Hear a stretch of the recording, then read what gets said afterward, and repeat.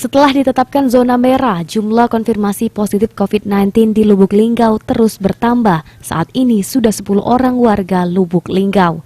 Mirisnya orang yang positif rata-rata tenaga kesehatan yang ada di Rumah Sakit Lubuk Linggau. Jubir Gugus Tugas Percepatan Penanganan GTPP COVID-19 Lubuk Linggau, Dr. Gianita Sri Purba menjelaskan, bertambahnya 1 orang tenaga kesehatan yang terkonfirmasi positif.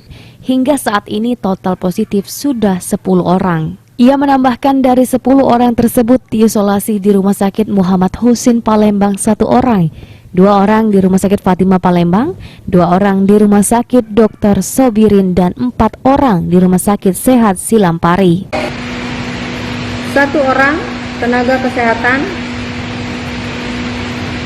RSUD DS bertempat tinggal di wilayah Lubuk Tanjung, Kecamatan Lubuk Linggau Barat 1.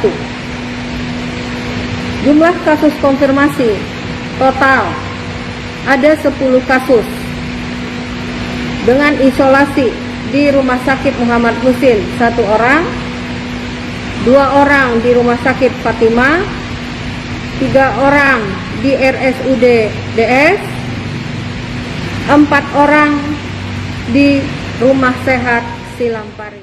Ari Arianza, PAL TV.